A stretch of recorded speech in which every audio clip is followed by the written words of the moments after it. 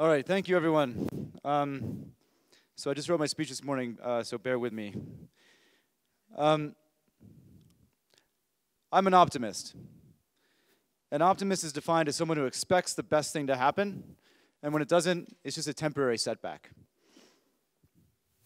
Now, why would you ask, Sam, are you an optimist? The world's a terrible place. There's famine, there's poverty, there's war, there's death, destruction, everywhere you look.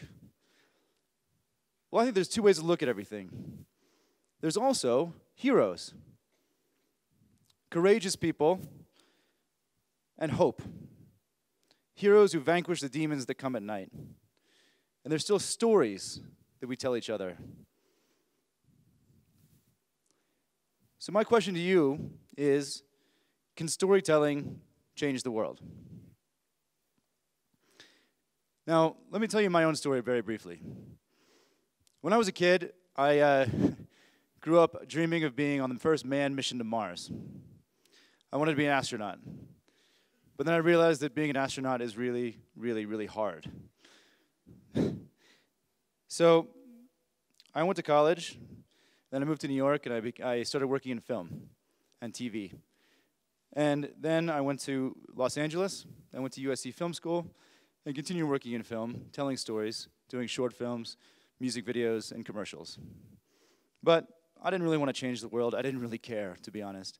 I was having a great life in Hollywood. Life was good, good friends. It was sunny all the time.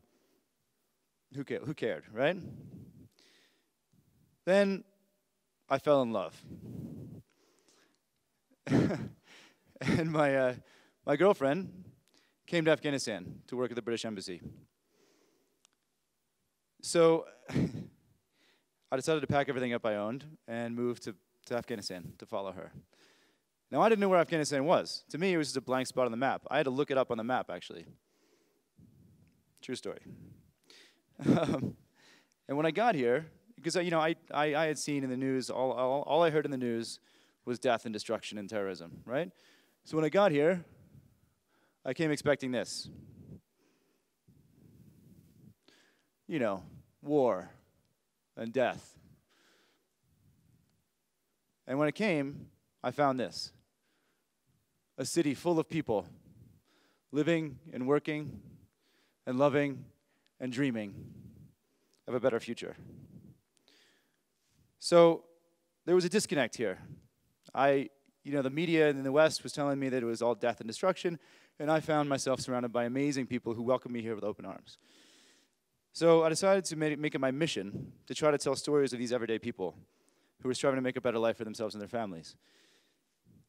So I started a production company, and I made documentaries about these people I met. A kid who stepped on a landmine and lost his leg but is still going to school. A farmer, growing crops, wheat crops, and selling them in the market. A deminer demining Afghanistan for the next generation. The next generation going to school. A clinic was just built in that village, and they're pretty happy about it. A paraglider in Afghanistan who's flying above the conflict. Teacher teaching students.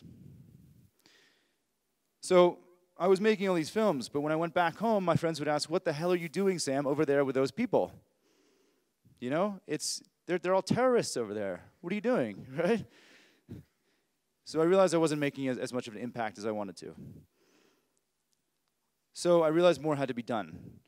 I couldn't reframe this entire narrative all on my own, right? And I couldn't tell all these stories all on my own. So with two colleagues of mine, Leslie Knott and Ariel Nasser, we started an NGO called the Afghan Film Project.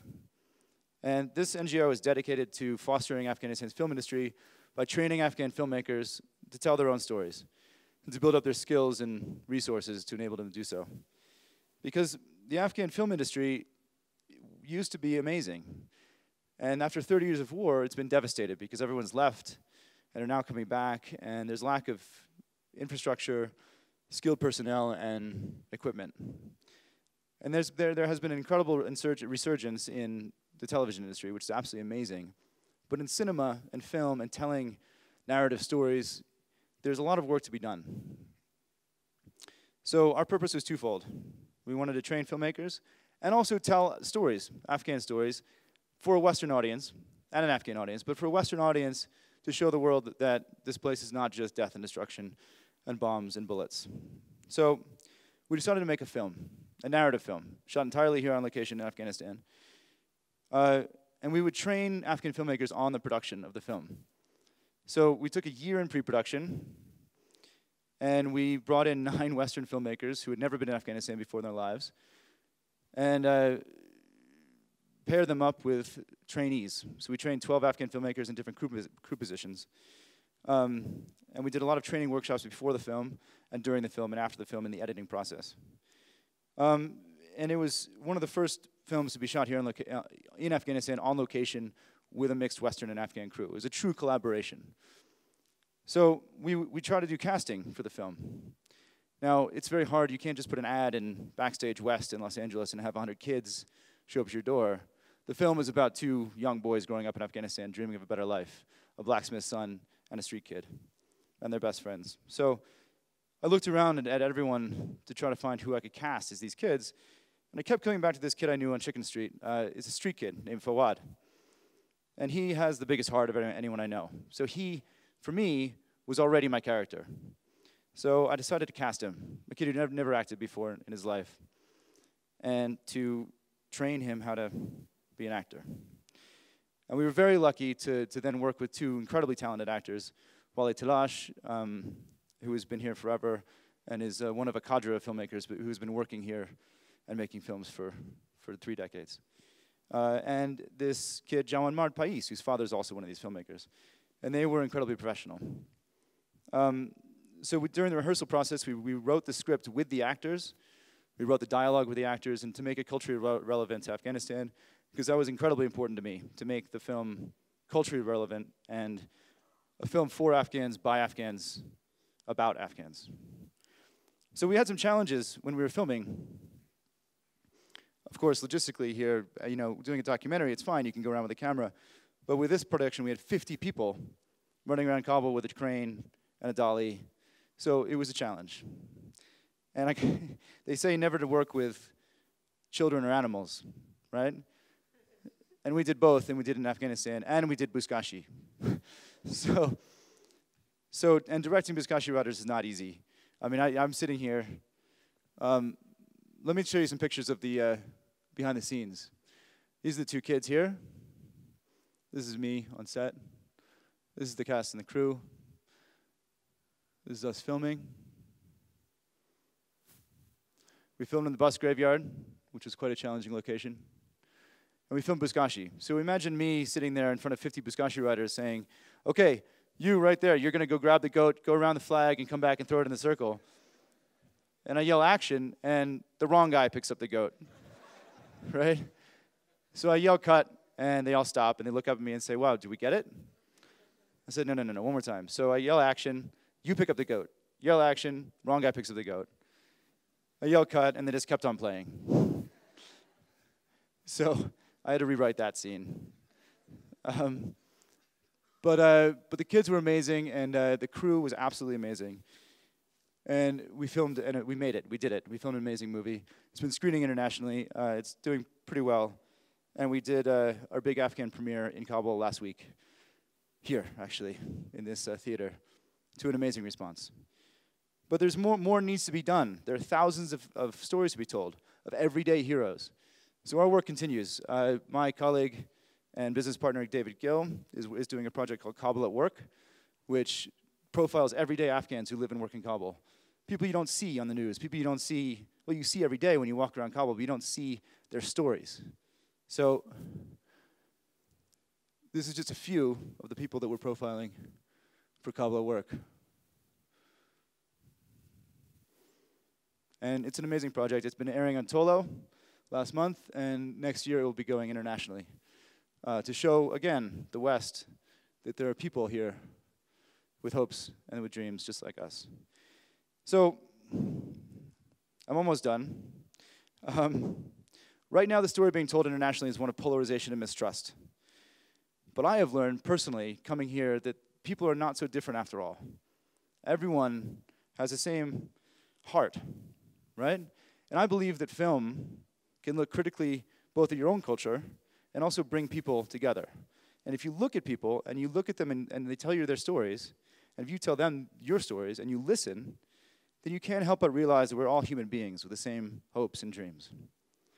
So poverty and war will never go away, but heroes will always exist. To vanquish, poverty and war will never go away, but heroes will always exist to vanquish the dragons in the darkness, to tell stories at night, to keep the darkness at bay. As President Obama said this past September at the UN, the strongest weapon against hateful speech is not repression, but more speech. The voices of tolerance that rally against bigotry and blasphemy and lift up the values of understanding and mutual respect. And that's what it's about, mutual respect. Human beings want to hope, and we have to nurture that hope. We have to foster the voices of our storytellers, help people tell their stories. Because by enabling these stories to be told, we can craft a different narrative, not one of fear and mutual distrust, but one in which we realize that we're all human beings on this small planet hurtling through space. So I know I don't want to go to Mars anymore. I want to tell the stories of the people living here on this planet. So to close, I want to show you a 1.5-minute trailer for Buzkashi Boys.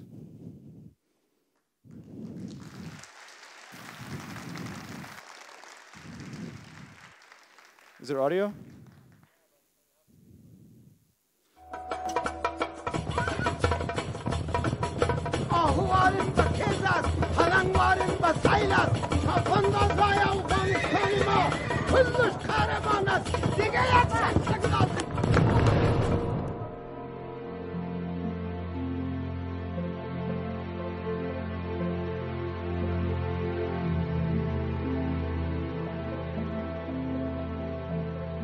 ما خواهنده خدا فکر کردیم ما مثل آقای نگاهینگر میشیم ایده کس تغییرم داده نمیتونه دلتاز دیگه بس نام را دمیش بندیگری تیمتون ها؟ استانبول آمد! چطور از قسم سنه داشتیش؟ روز خواد دیدی که مکاکا جاجی پیش کل مردم نامه را بلند خواد صدا کرد و نام هم در تاریخ بزکشی خواد صدا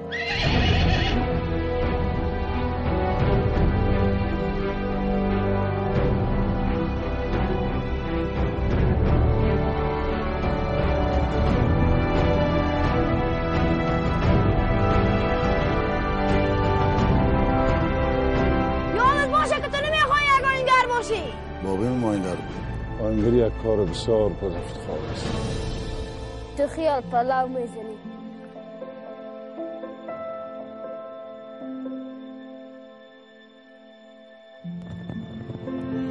و چیزی را که خوشم روی دیگه میتونم